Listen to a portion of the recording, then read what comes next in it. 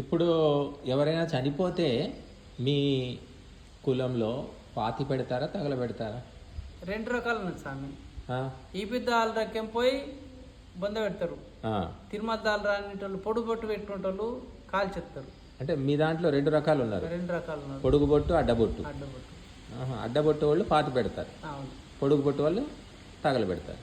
ఆ, వాళ్ళు తగలు కాల్చెత్తారు. ఇట్లా పొడుగు పెట్టుకునేటోళ్ళు కాల్చేస్తారు. కాల్చెత్తారు. అంటే మీ కుటుంబంలో ఉన్నారు అట్లా? మాకు లేరు. మా మొత్తం మేము జంగమలం అందరము బొంద పెట్టుడే. అంటే ఎలా బంద పెడతారు? కూర్చోబెట్టి బంద పెట్టడం అదేనా? అవును, కూర్చోబెట్టి ఇట్లా కూర్చోబెట్టి ఇట్లా ఉప్పు బొంద 4 మూలలు తోడి దాన్ని గూడు కొడతారు. ఇట్లా ఆ.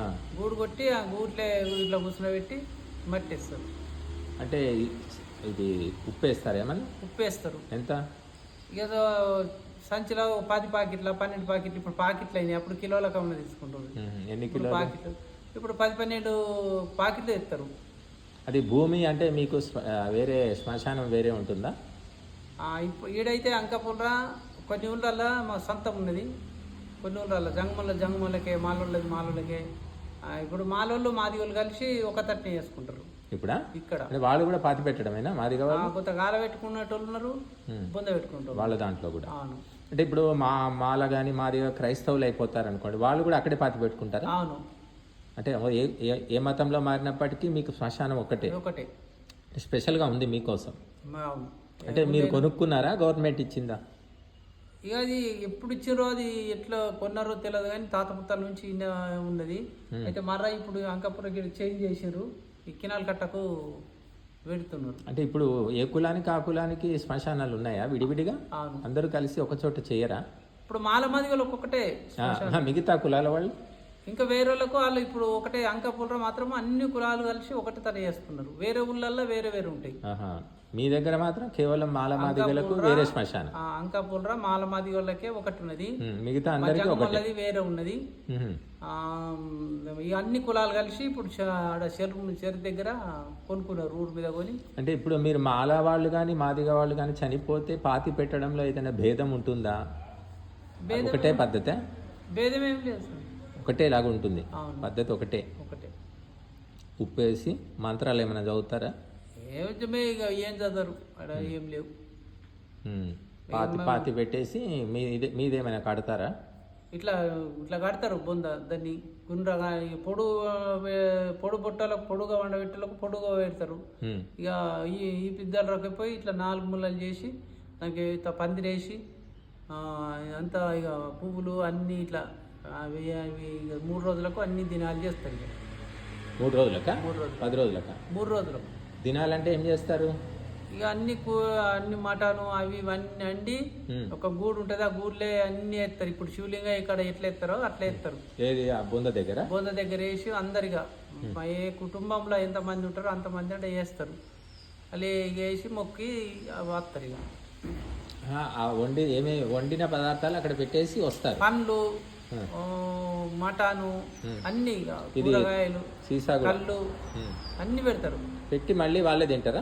తినరు. అది అన్ని బొందల గూడు లెక్క వేసి ఆ గూట్లో పెట్టి వస్తారు. అంతే. ఇక అది ఎవరు తింటారు మరి? ఇక అది భూమిపాలే అవుతుంది. ఇక నమ్మకం, ఇక అలా పెద్దలకు పెట్టినాము అన్న ఒక నమ్మకం. 3 దినాలు ఇవి చుట్టలు, బీడీలు, సిగరెట్ పట్టలకు ఆత్మశాంతి కానీ సిగరెట్ పెడతారు. ఇక ఎవరన్నా బీడి పెడతారు. ఇక ఈయనకు ఏదేదో కోరికలు ఉండేనో అవి అన్ని కలిసి అక్కడ పెడతారు. ఏ కోరికలు ఉంటే అవన్నీ అక్కడ తీర్చాలి. తీరిస్తే ఆత్మశాంతి అవుతుంది, శాంతి అవుతుంది, నమ్మకం. ఇక మరి ఇప్పుడు 3వ రోజు మీరు ఇవన్నీ చేస్తే ఖర్చు బాగానే ఉంటుంది కదా? అవును. ఖర్చు ఎంత అవుతుంది? ఖర్చు ఇక చెప్పలేము స్వామి. 10,000, 20,000. ఎక్కువ ఉన్నోళ్ళు ఎక్కువ అవుతుంది, 10,000, 20,000 దాకా అవుతుంది. బాగా మంచిగా వేసుకునేటోళ్ళు 50,000 దాకా వేసుకునేటోళ్ళు ఉన్నారు ఖర్చు. మరి ఆ 3 రోజుల నాడు పుట్టిన బిడ్డలకు వాళ్ళకు ఇంటి బట్టలు పెడతారు. అంటే మేకలు ఎన్ని కోస్తారు? ఉన్న తీరు స్వామి. 5, 3? ఉన్నోళ్ళ తీరు. ఇప్పుడు మామూలుగా 1-2 కోసుకుంటారు. ఏ బగ్గ మంది ఉంటే మంచిగా బాగా ఉన్నోళ్ళు ఉంటే 3-4 కోస్తారు. అంటే 3వ రోజు తినాలప్పుడు కేవలము మాంసాహారము, మద్యపానం కూడా ఉంటుంది. అవును.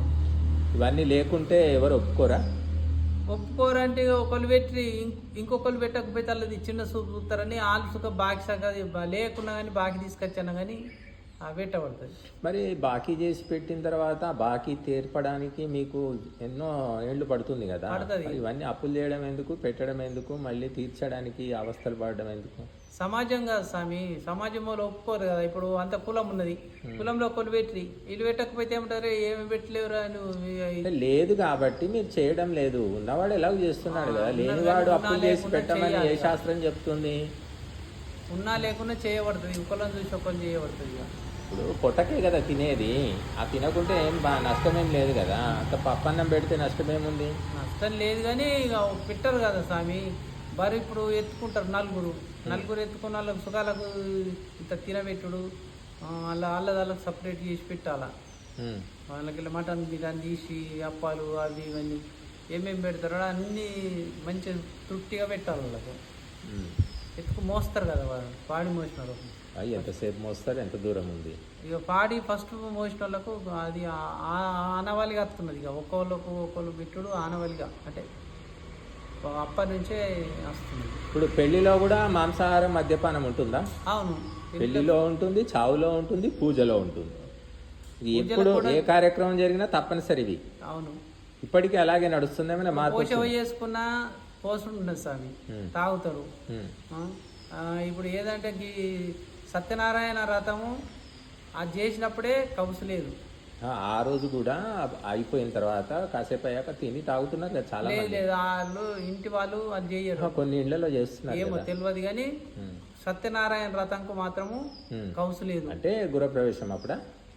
ఎప్పుడైనా గృహప్రవేశం అప్పుడు వ్రతం చేసినప్పుడే, వ్రతం చేసేటప్పుడు లేదు. అప్పుడు ప్రశాంతంగా మంచిగా శుభ్రంగా ఉంటుంది. ఇప్పుడు మరి ఇట్లా తిని తాగి తందనాలు ఆడితే ప్రభుత్వము ఎన్ని పథకాలు ఎంత డబ్బులు ఇస్తే ఎక్కడ మిగులుతాయి చెప్పు? మిగులుతాయా? మనము రోజు ఇంత అన్నం వండుకొని ఇంత పప్పు వండుకుంటేనే బతికేది కష్టం. అంటే మనం చేస్తున్న కష్టానికి మనకు వచ్చే ఆదాయానికి. మరి ఇట్లా ఇవన్నీ పుట్టినరోజులని, పెళ్ళిళ్ళని, సావులని, తద్దినాలని ఇవన్నీ చేసుకుంటూ కూర్చుంటే ఎక్కడ మిగులుతాయి? దరిద్రం ఉంటుంది కదా ఎప్పటికైనా. ఇల్లు కట్టలేదంటే కారణం అదే. ఇప్పుడు నీ 2 కూతుర్ల పెళ్ళిళ్ళు చేసావు, ఇంకా ఎన్నో రకాల సమస్యలు ఉంటాయి కదా, ఆరోగ్య సమస్యలు, ఎన్నో సమస్యలు. మరి నీకు డబ్బులు ఎందుకు మిగులుతాయి? మరి ఇవన్నీ చేసావు, మళ్ళీ ఏవి ఇవన్నీ మాంసాహారం, మద్యపానం ఇవన్నీ చేశాక నీకు డబ్బులు ఎక్కడ మిగులుతాయి? మిగిలితే కదా ఇల్లు కట్టేది. స్వామి చెయ్యంది నడు. ఇప్పుడు మొన్న పంచాయతీ అయింది. ఇప్పుడు ఏదో మనం వాళ్ళని పిలిచినాం, 10 మందిని పిలిచినాం. పిలిస్తే ఆడ తాగిపిస్తేనే ఒక మోపైరి రాచిరి. మనం తాగిపోయలేము అనుకో, నాకు ఈ పని ఉన్నదని ఇటుపోతాడు, ఆ పని ఉన్నది అటుపోతాడు. కాదండి, ఇప్పుడు మీరు ఎవరు వస్తారు స్వామి? ఇప్పుడు కుల సంఘము ఎందుకు పెట్టుకున్నారు? కులంలో ఉన్నటువంటి పేదవాళ్లకు, కష్టంలో ఉన్న వాళ్ళకు సహాయం చేయడానికైనా వాళ్ళని దోచుకోవడానికా? ఇక అన్ని 2 ఉన్నాయి స్వామి. దోచుకోవడం అంటే తినుడు తాగిపియంది ఏ కులస్తుడు రాడు, ఎవరు రాడు. ఈ సమాజం అట్లున్నది. ముందు ఫస్ట్ తాగుడు తినుడు. కుల సంఘం దేనికి పెట్టినట్టు? ఉండాలా? ఏదైనా పని చేసుకుంటే ఇదేం ఐకమత్యం దోచుకోవడానికి? ఇక ఏం చెప్తావు స్వామి? అట్లా ప్రతి కులంలో సంఘం ఎందుకు పెడతామంటే ఆ కులంలో ఉన్న బలహీనులు, పేదవాళ్లను ఆదుకోవడానికి, పైకి తీసుకురావడానికి, అందరూ కలిసి ఏదైనా సమస్యలు ఎదుర్కోవడానికి. కానీ మీ దాంట్లో వింటుంటే అసలు ఏమీ గతి లేని వాడిని దోచుకోవడమే ఉంది. నీ పరిస్థితిని బట్టి నీ దగ్గర డబ్బులు అడిగినా, ఏది అడిగినా ఒక పద్ధతి ఉండాలి. అందరికి ఒకటే పద్ధతి ఉంటే ఎట్లా? ఇక అందరికి ఉన్నది స్వామి. అది కులం అన్నప్పుడు ఇప్పుడు పంచాయతీ మొన్న ఇంతకుముందు ఉంటుంది గంగరం ఇంట్లో పనిచేసిన ఆయనకు, అలా కొడుకు ఏదో పైసలు అడిగితే వాళ్ళను వేరేను కొట్టిన దానికి ఇప్పుడు వాళ్ళు కులం కూర్చున్నారు. అలా ఖర్చు కట్టియబడుతుంది, తప్పదిగా. ఏదైనా కానీ కులమైనా ఏదైనా పైసనే ఇచ్చుడే దండుగే. అప్పుడు ఆ రకంగా డబ్బులు ఖర్చు అయిపోతూ ఉంటే ఎక్కడ మిగులుతాయి చెప్పండి మీరు? ఇక మిగులుతాయంటే ఎట్లా స్వామి? బాకి సాకి తెచ్చాను కానీ పెట్టుకోవాలా, తేరుకోవాలా. మరి ఇప్పుడు కుల సంఘం వల్ల ఒరిగిందేమిటి? ఏం లేదు కానీ పోలీస్ స్టేషన్ పోతే నయమేమో కదా, ఇంకా బయట వెళ్తే ఖర్చు ఉండదు. ఆ పోలీస్ స్టేషన్ పోయినా స్వామి అంతే అవుతుంది. ఇప్పుడు ఆడ వాళ్ళకి లంచం ఇవ్వాలా, ఈ కొన్ని ఇవ్వాలా, అంతేనా? మరి తప్పదు కదా. ఎక్కడ పోయినా పైస లేని ప్రపంచం లేదు స్వామి. పైసలు ఏంది మరి మాలాంటి వాళ్ళ దగ్గరికి వస్తే మేము పైసా తీసుకోకుండా నీతి న్యాయం చెప్తాం కదా, మా దగ్గరికి ఎందుకు రారు? అది మంచికి సహకరించరు స్వామి. ప్రపంచమే ఇది ఒక విధంగా ఉంది. మంచి ఏదన్నా చెప్పినావా, ఇప్పుడు మంచి మాటలు చెప్పినావా, మంచి మాటలు చెప్తే అన్నీ ఏమి చెప్తున్నాడు మనకు అని అంటాడు.